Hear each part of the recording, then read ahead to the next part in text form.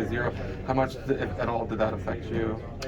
I mean, not really. I mean, my tooth and mouth is just kind of numb, but I mean, it doesn't really affect me. What changed in the first half from the first half to the second? Just didn't execute as best as I did personally. We also should have been ready to stop. So defensively, we just have to keep playing for 40 minutes and make sure that we stop us. How much are you guys thinking about potentially an NCAA tournament resume? Because we have losses to Colgate, VCU, and Georgetown, all favored in those. So the non-conference light's winding down. How much is that crossing the pot? Not really. I mean, we're only 10 games into the season. We're still got a long way to go on the whole ACC schedule. So we're just focused on day by day, one day at a time, to make sure we're getting better as a team. Just a second ago, Coach was talking about how you guys really haven't practiced much. 5 practices over the past 15 days. You get a few days off, you get back into the practice gym. So what are you guys looking to work on? Obviously, defense getting stopped, moving better, turning to the corner a lot more when shooters are there, getting overnight screens, and then I mean we're getting better on offense. Offense is really that big of a problem, but defensively we just got to get the spots better. Is there anything specifically that you think you need to fix? I mean, just get to the corner. I mean, make sure we know where the shooters are at all times, and I think just getting to the corner and moving a lot better will help us. What's going on maybe in the locker room? Because it's not the first time that you guys have blown a first half lead. In this case, it was a 10-point lead. So is that at all on your mind in the locker room? Like, okay, maybe we got to buckle down because it's happened before. Let's make sure it doesn't happen again.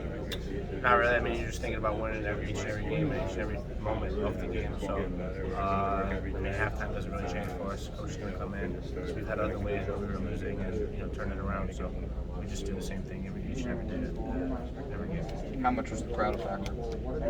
I mean, we just kind of play basketball, not much. We just got to go out there and play. Don't really think about anything else. Just stay with your team, stay with your coaches, and make sure that you want heartbeat. Thanks, Joe. Stay trip on. Hey, Georgetown was a little bit more efficient in the lane in the second half than the first half, especially with all the paint touches. What was going on there that they were able to be more effective in the second half with them? I think it was number 0. He was just making a lot more plays when he got it in there. They spaced it out a little bit too, so we know when they got the shooters outside that we kind of have to get there as guards to get out there, and it's hard to guard the high post as well. So you kind of give it and take it. You'd rather take it tough too over easy threes. So, but when he got it in there, he just did a really good job making plays, getting to his spot, making shots. And on Rice's last 3, was there a communication issue that got him as wide open and got him that good look that he got? I'm not sure. It was kind of on the other side of the ball, on the other side of the court. But he just did a good job moving the whole game, and we kind of just had to have our head on a swivel and know where he was at all times, and we kind of lost him. So you can't do that, especially at the end of the game, especially with the shooting like him. So we got to go with that. And you seem to have better looks in the first half than the second half.